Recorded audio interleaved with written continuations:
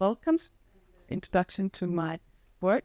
Let me start by saying how honored and thrilled I am to be this year's Anbaf visiting professor in Carlsbad. Thank you so much for inviting me and for your university and hospitality here during my visit. I really like being here. It's really, really nice.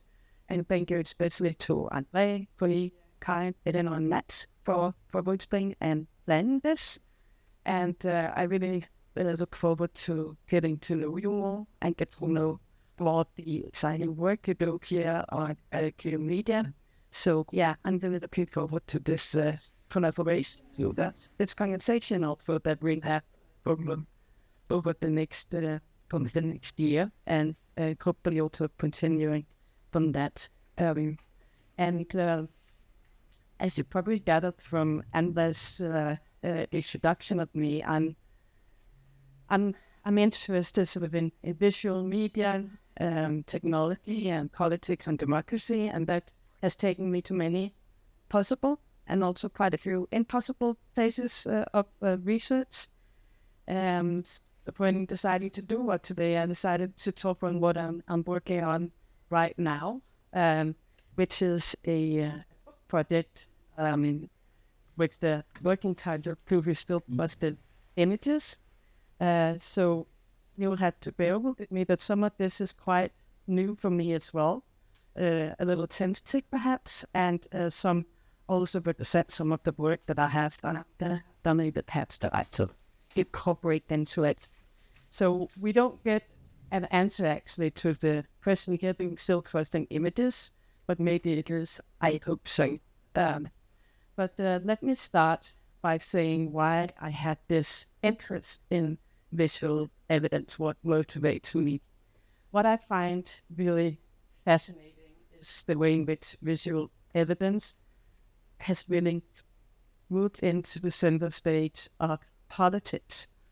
We see it as a recurrent phenomenon, especially during conflicts, but also during sort of everyday politics, that images are mobilized as evidence, and they become involved in battles over what is right, what is true, and what is just.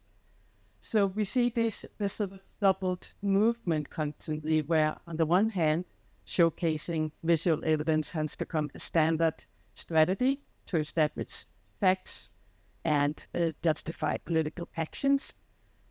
And on the other hand, it has become a standard counter-strategy to dispute such evidence. So we see this movement constantly. And just to give you, to provide an initial example of that I'm sure you are familiar with, and it came out just the other night too, during the debate between the two presidential candidates in the U.S. We saw the whole fuss when Trump provided images to prove back in 2017 that in fact his crowd during the inaugural as a president was larger than the one that Obama had for years prior to that. And we see his obsession with crowd sizes sort of resurfaces again when he accused images of a crowd meeting Kamala Harris at an airport, where he accused them of being AI generated. He said on his home social media, "Look, we caught her with a fake crowd in quotation marks. There was nobody there." So this is just to give an initial example of the strategy of visual evidence. And of course, this is nothing new. This has been going on ever since the invention of photography back in 1839. But just to give you another example that you might also be familiar with, was that back in 2003, then U.S. Secretary of State Colin Powell gave a very famous, infamous address at the UN in which he presented satellite photos to prove that the Iraqi regime possessed weapons of mass destruction. And these photographs, satellite photographs, were heavily debated, of course, especially as no weapons of mass destruction were found. So yeah, that's another example of that. So, just to give you another insight into why do I find this interesting? What is my sort of motivation for writing a book about this subject? I'm really interested in the way that the political use of visual evidence affect trust, because I think there is an imminent risk with the enormous amount of images in online circulation that are called out as evidence.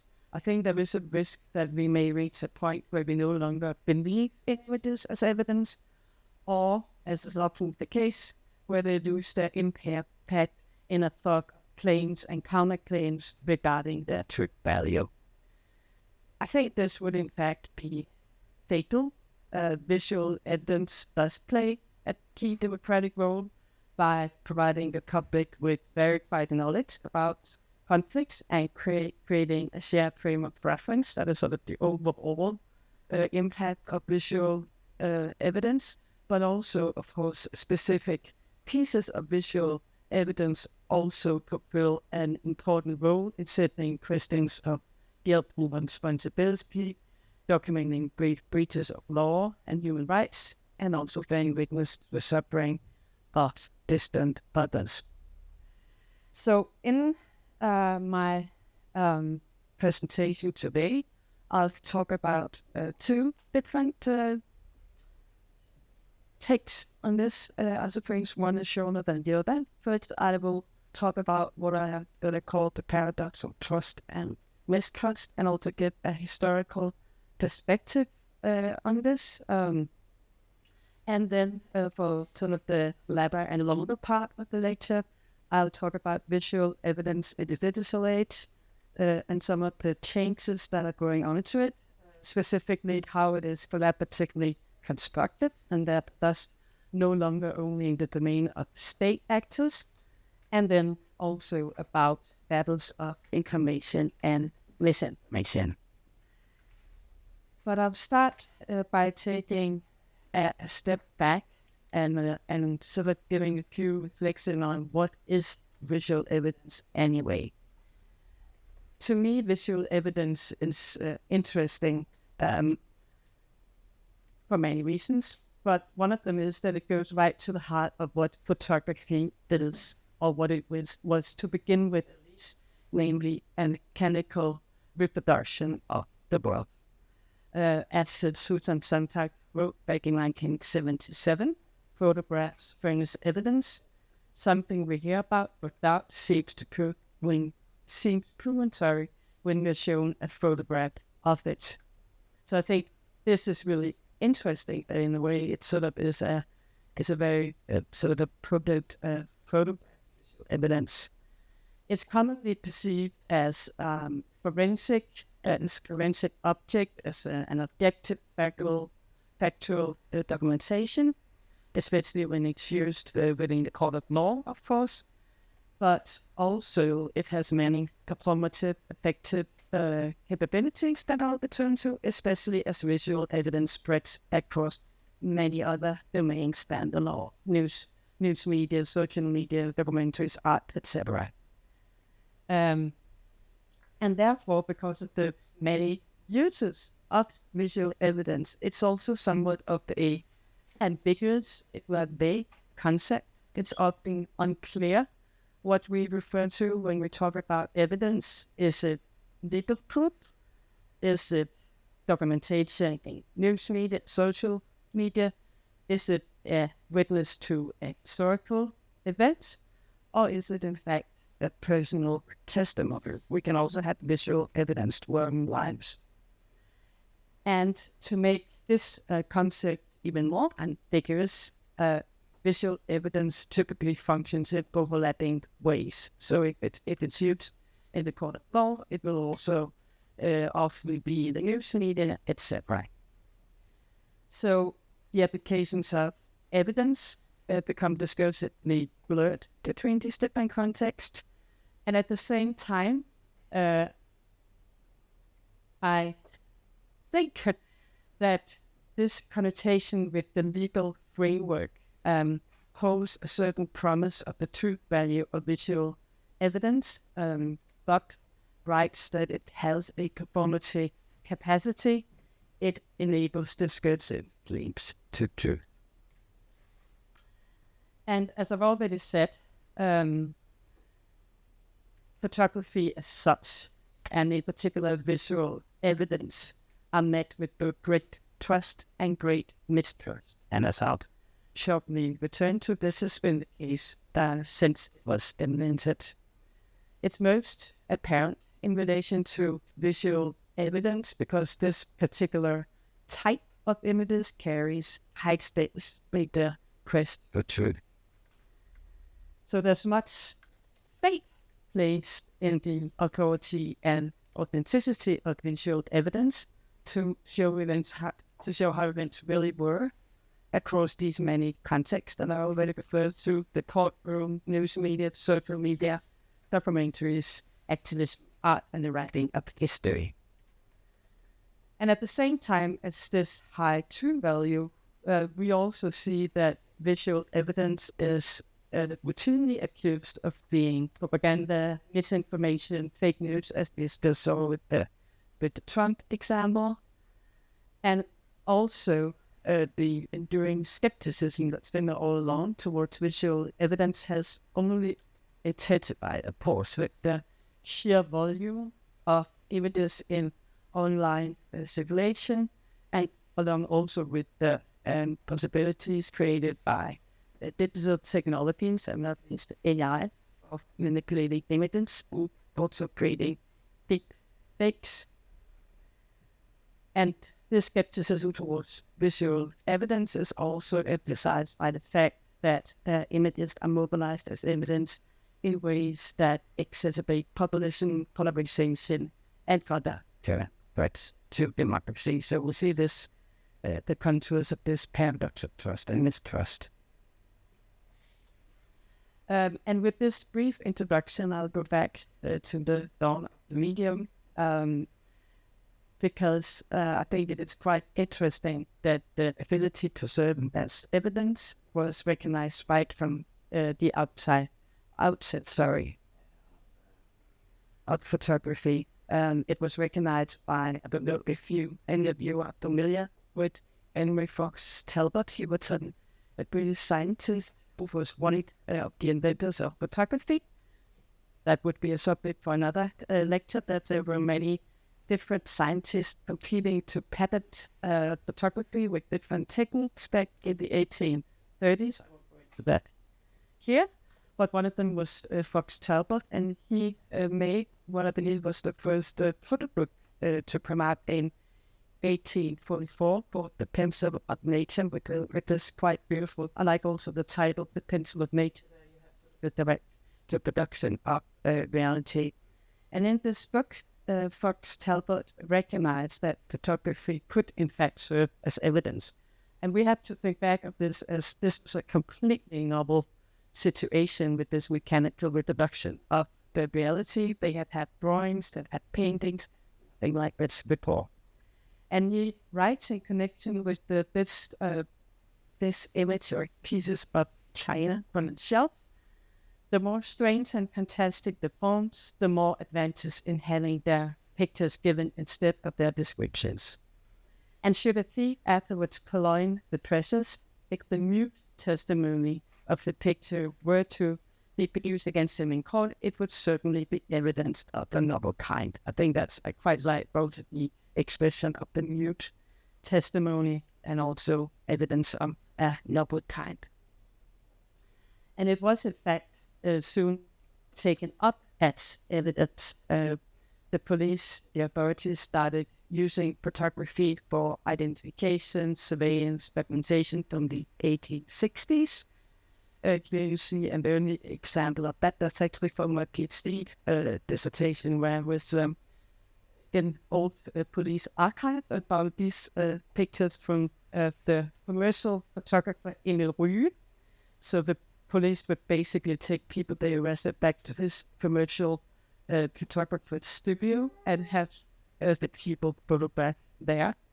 And also later on, we see the more systematic use of photography by Alphonse Bertillon, French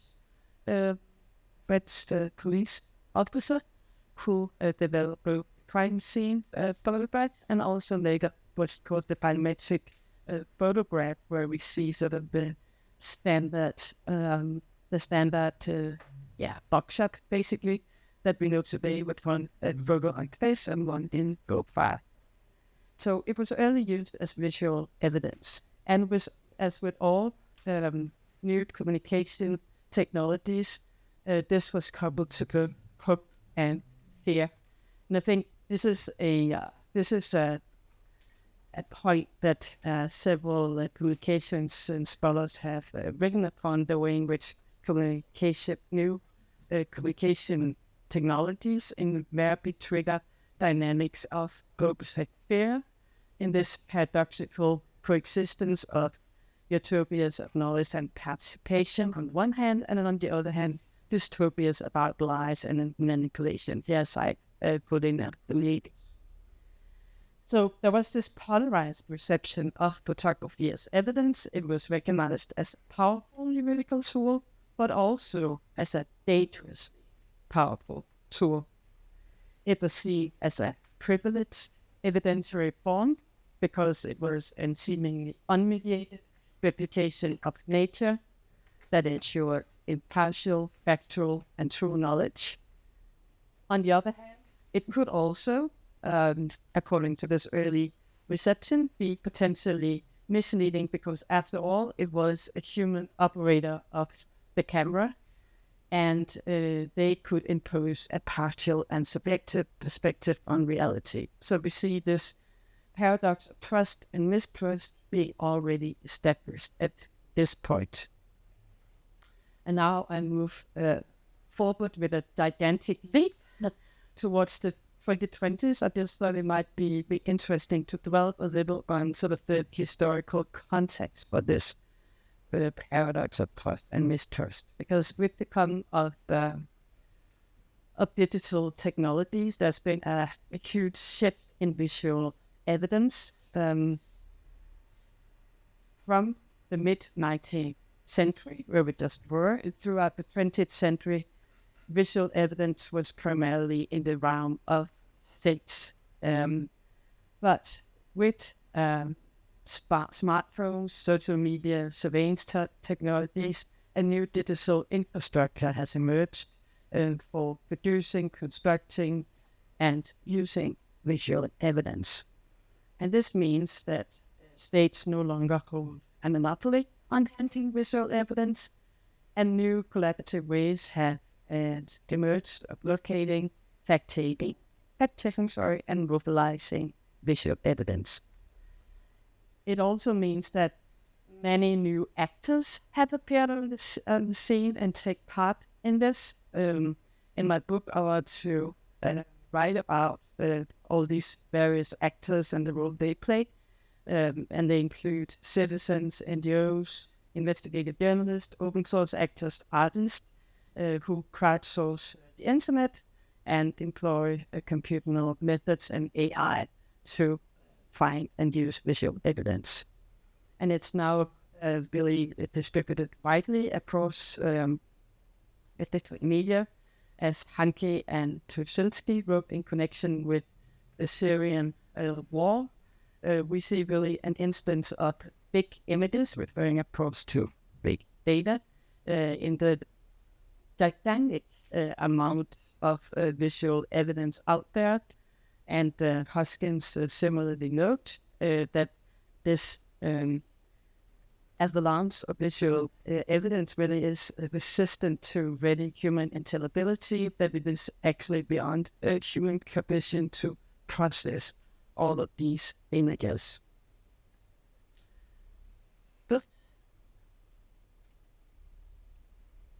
So, what are the implications of this shift? There are many, and I hope to be able to bite on several of them. But what I'll talk about today is the way in which visual evidence is constructed collaboratively through open source images and by open actors. And I'll also talk about visual evidence in battles of confirmation and misinformation. So collaborative construction of evidence. I'll be presenting some of the work that I've done over the past year, where I've looked into the Capitol Hill siege on January 6th, 2021, and the visual documentation of that event. There, I assume that you're all familiar with the riots of Capitol Hill. Just perhaps very briefly, I could say that it was, of course, when Trump didn't, as Kamala Harris said the other night, process very well that he lost the election, and then sort of encouraged his supporter to go and demonstrate at the Capitol Hill. And this event, I'm sure you can all remember, and I've recently covered it live on television, we believe, yeah. What I think is so, from a media perspective, extraordinary about this event is the overabundance of visual evidence that was created in connection with the Capitol Hill riots. It's been called the most documented crime in history, and we saw that there were many different practices of image making going on. Rioters themselves took photographs, they live streamed the occurrences via social media, selfies, videos, and also there were security cameras, body cameras of police officers, helmet cameras that also provided visual evidence. And what was also extraordinary, again from a researcher's point of view, was that all of this material is online available because the case files from the FBI investigations are available online through the U.S. Department of Justice website. So I was able to enter all of these files and look into what images did they use, how did they use them, how did they source their images, where did they get them from, and whatnot. And then that took a substantial amount of time for me and a research assistant to try to gain an overview of that. I had an article come out about this, so the AI do that though. And yeah, there's so much material, so I'll actually also write a chapter on that in my book because there's so much more to tell. Let me introduce sort of one of the main terms here, namely open source visual evidence. It's a broad term for online available evidence. And I think what I find fascinating about this is that now, to a large extent, in connection with an event such as the Capitol Hill riots, the authorities will actually have access to much of the same material as the public because it's all out there. All of the images that they investigate, or at least many of them, will be equally accessible for the authorities doing investigations and for the public. And I think that's really very, very interesting to follow what the consequences of this are. There are two types of open source visual evidence. The first is what I term intended evidence, sort of the traditional form of evidence created for documentation or surveillance by the authorities. You can see an example up here from the Capitol Hill security footage of the surveillance cameras that were put in the Capitol Hill beforehand. And the other type I call appropriate evidence, that are social media images, other mundane images that are then repurposed as visual evidence beyond their original intent. That's as example here, also from the Capitol Hill riots, where you can see not only this photo and the social media image taking, but also all of the people holding up cameras and documenting it as part of the sort of mundane, everyday life habits of documenting where we are and what we're doing, that then ended up being visual evidence. Another key term, open source actors, and this term is actually somewhat broad because it covers a large span of different actors, from Bellingcat, which is sort of the hub for investigative journalism, to New York Times Visual Investigation Team, of course, open source actors that are employed by the New York Times, to citizens. And it is the citizens that I focus on here. Although the others also did a lot of investigations into the Capitol Hill seats. We can see that ad hoc networks emerge in connection with conflictual events, and they have become significant players in news coverage and also in conflict investigations. And while they certainly contribute greatly to those, several researchers have also pointed to ethical challenges related to them. First of all, their institutional independency, which might, of course, be an advantage, but it also means that they do not have to adhere to all the institutional rules and regulations in their investigations. They are also mainly anonymous. We don't know who they are, what drives them, how they work together, what their background is, do they have any professional capability that they bring into the investigations or not. And of course, they say that they are anonymous to protect them against safety issues, and it makes sense, but nonetheless, it raises other questions. Another issue are their data processing methods. I shall get back to that in a moment, with their extended use of facial recognition technologies, and also their reliance on social media, with all the issues that brings with it, uncertain sourcing, referencing, and also the possibility to just cherry pick. Yeah, and that's sedition hunters is the network that I investigate in this article. So with the outcome of these new actors, open source actors, and also with open source evidence or appropriate evidence, we could see that visual evidence changes both as form and practice, and that really grants access to surveying and identifying citizens on a scale that has not been seen before. Because images found on social media are used, as I already said, and also the practices of investigation by open source actors. And what I think is actually particularly interesting in this figure, it might be a little bit small, is all the sort of areas of what happens in between the different domains, because it used to be just state actors, attended evidence, but now this has come along and created many gray zones. So what happens when social media images are appropriated as evidence? I think one thing that's important to emphasize is that they are appropriated. Images do not become evidence in and of themselves. They have to be constructed as evidence and prepared as such.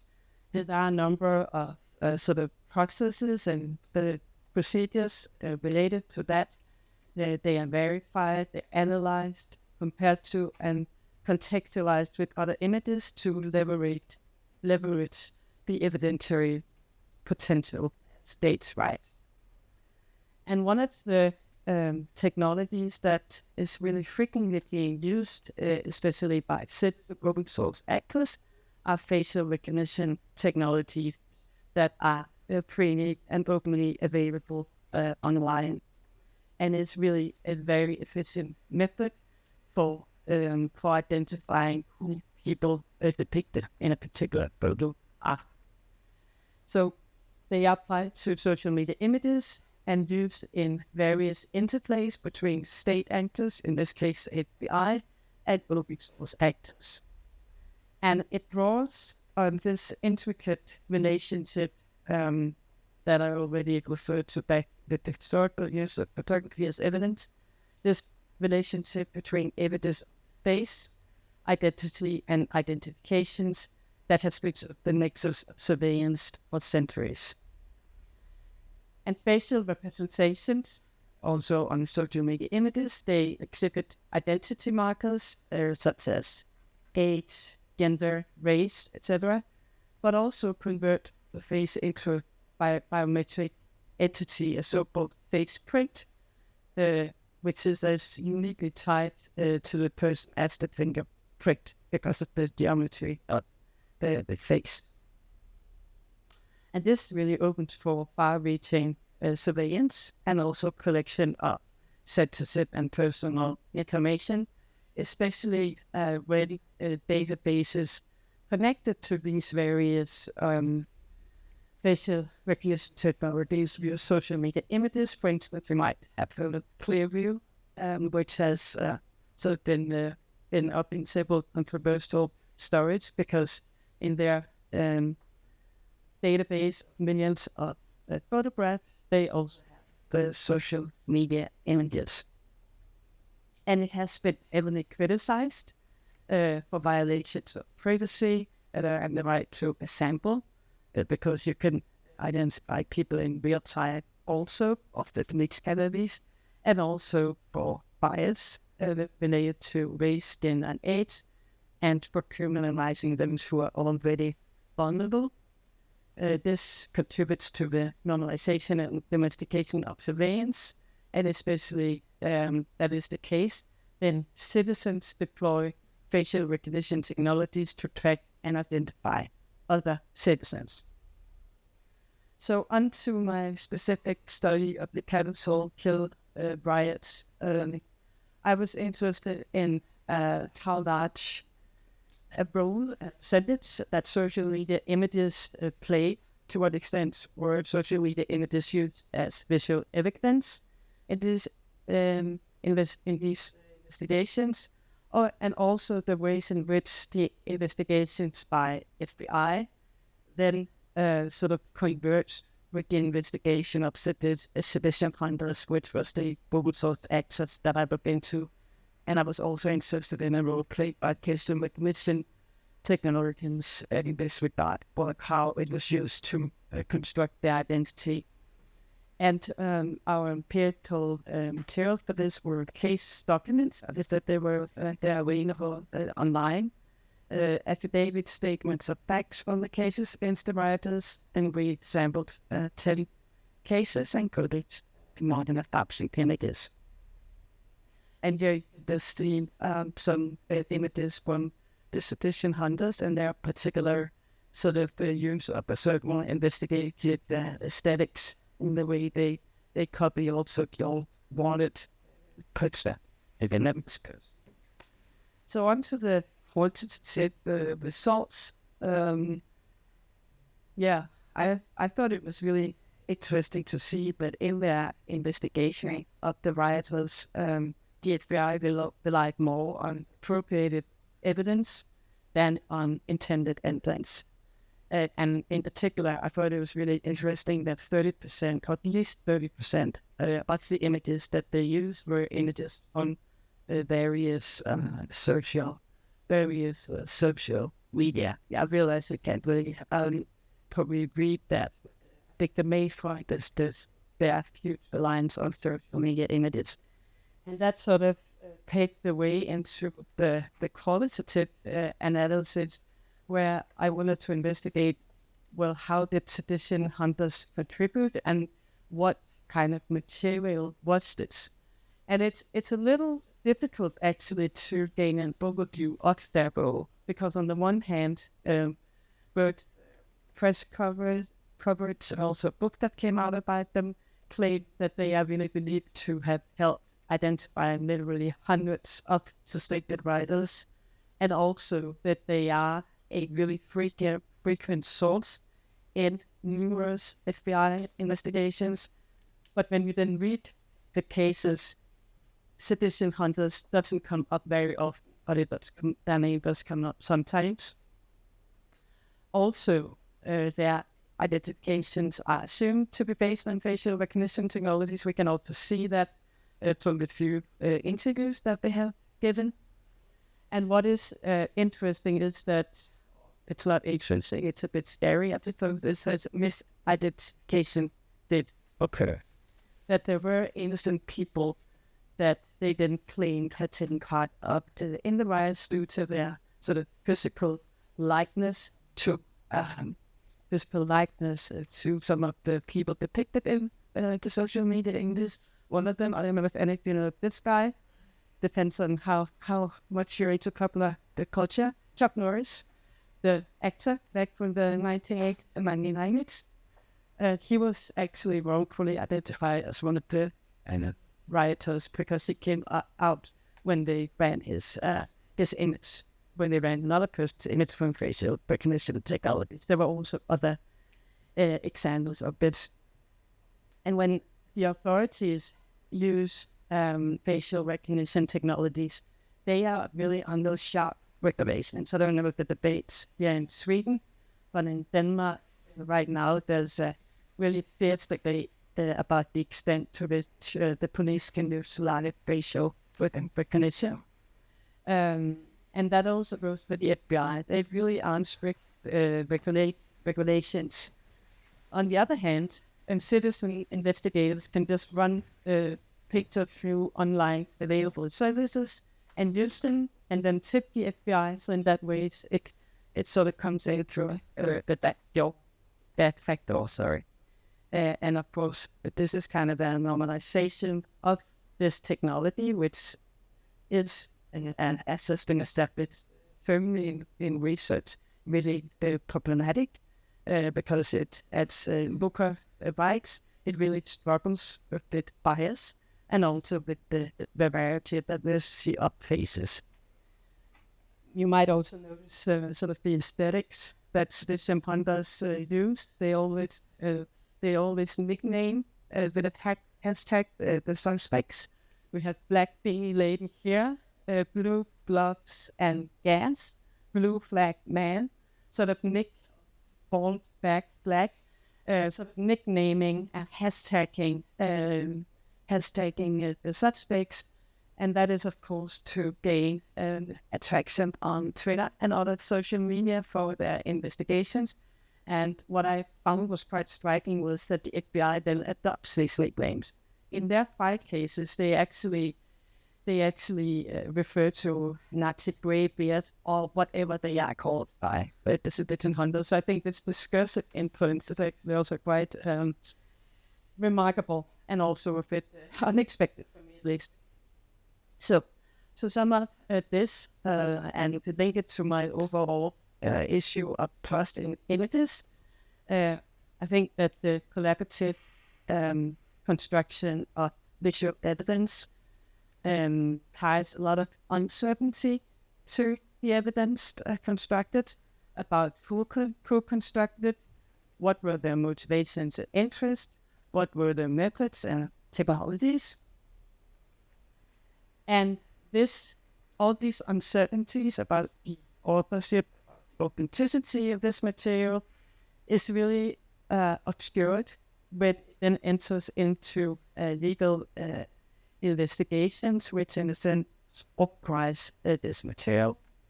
And also it goes under the radar how much the authorities really rely on these open source actors, and also the extent to which they official recognition technologies.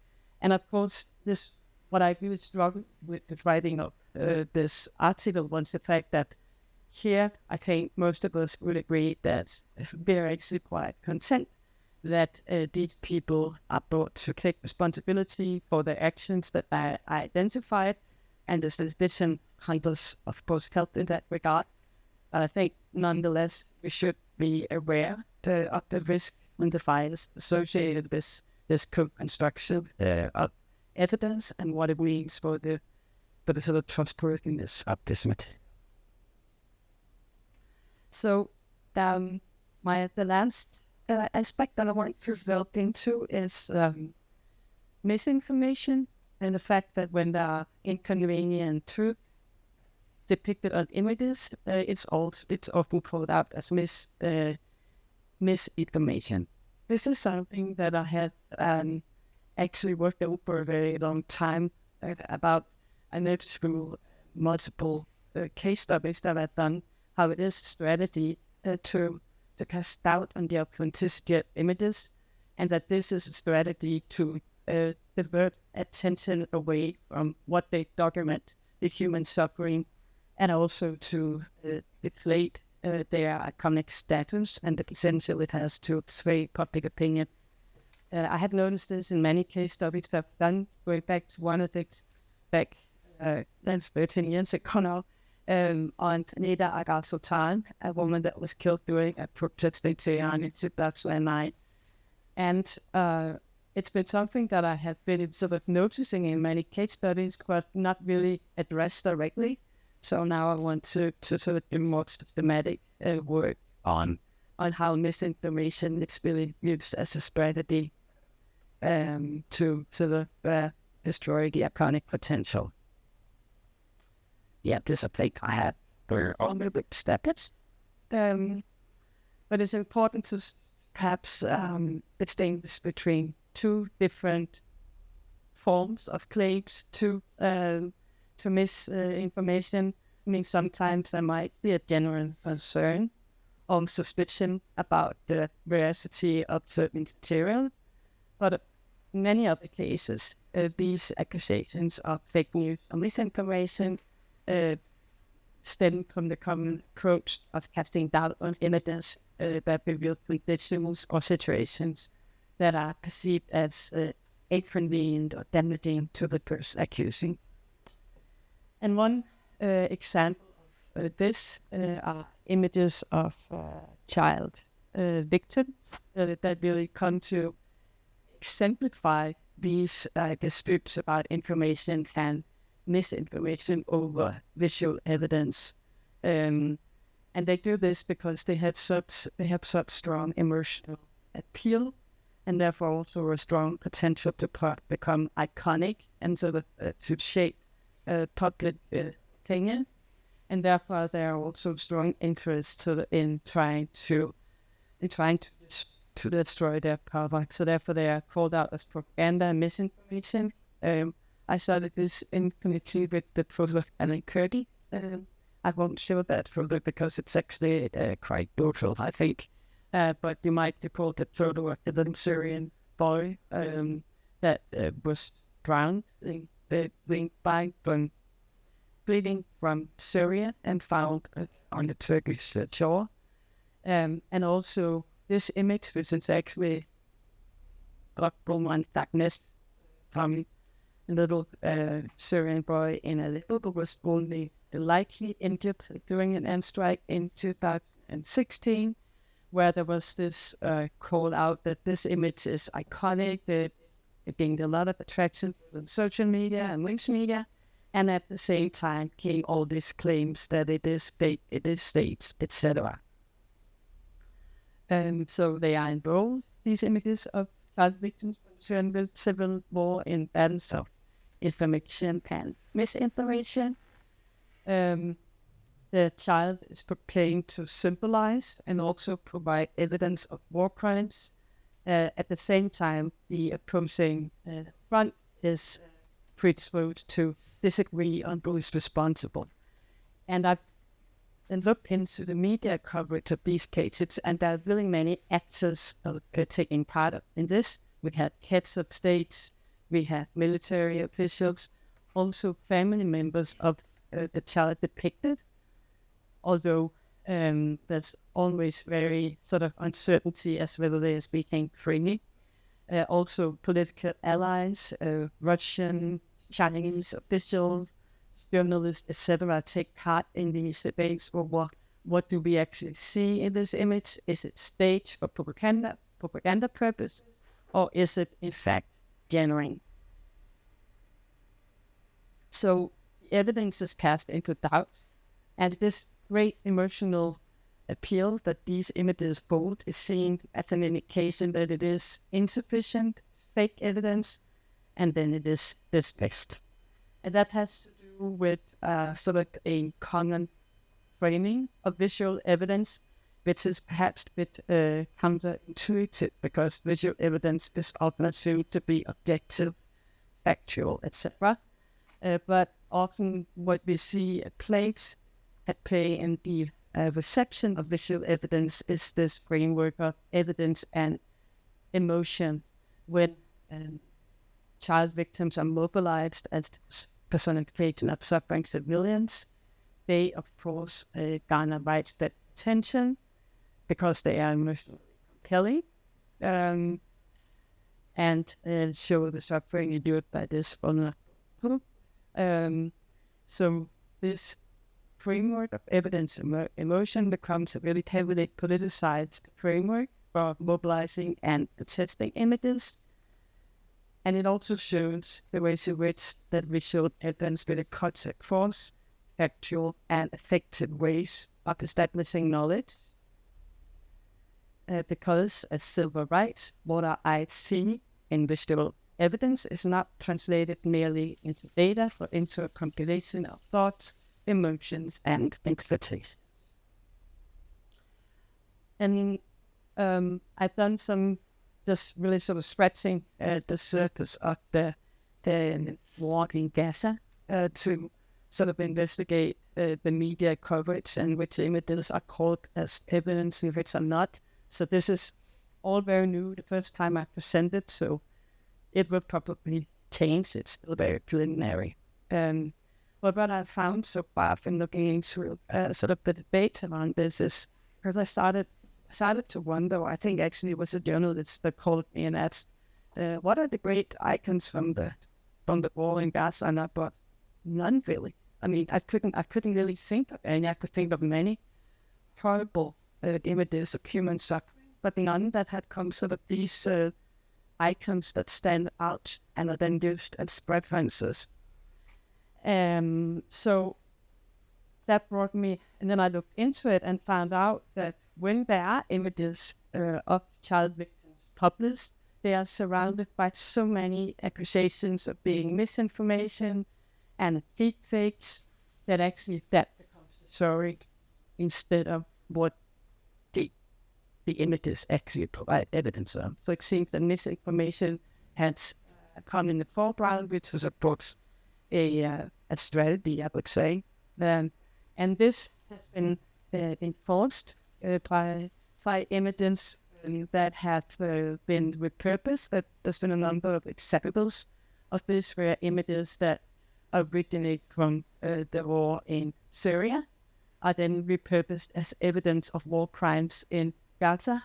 Here we have one saying, obviously, October 23,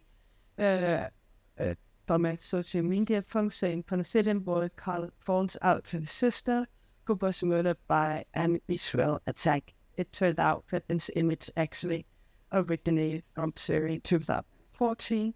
And of course, this word repurposing of images certainly doesn't help the credibility in the actual images.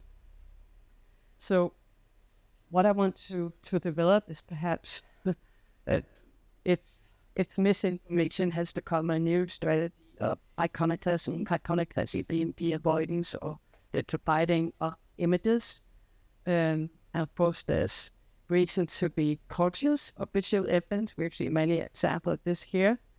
But also we can see that claims of visual misinformation is also a strategy to destabilize and delegitimize images with iconic potential.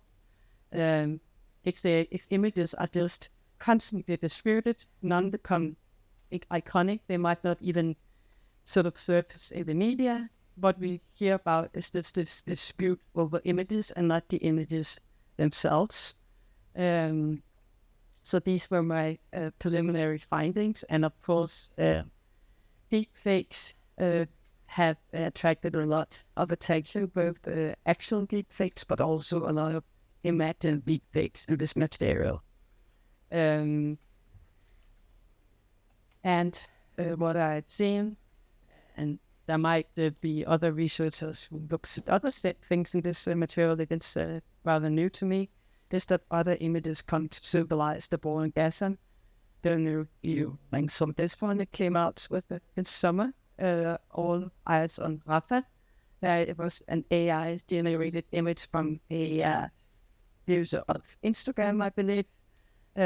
that then all of a sudden went viral and came to symbolize the Israeli attacks on the civilian population and southern Gaza. Here, Rafah, you see 10 acts, and there's the formation of the All Eyes on Rafah. And of course, this was also disputed because many people involved, including politicians and NGOs, really were provoked by the fact that when there are so many images out there of human suffering and agony, why do we then need an AI-generated image to show us that?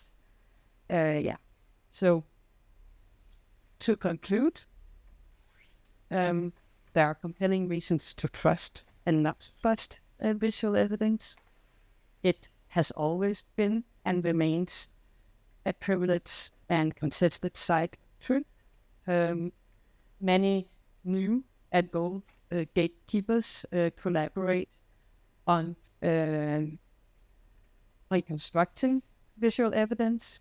The legal system, investigating journalists, citizens, activists, they play important roles. Sometimes we know what these roles are, sometimes they're hidden. And I think I want to make the point that what we need to do is balance a critical approach to images with, at the same time, sustaining trust in the ability to provide evidence, because there are risks attached to democracies when populations do not share an understanding of how and why certain conflictual events happen, and when this lack of consensus is then caused or reinforced by evidentiary images and the various difficulties. But that was it for me. Thank you.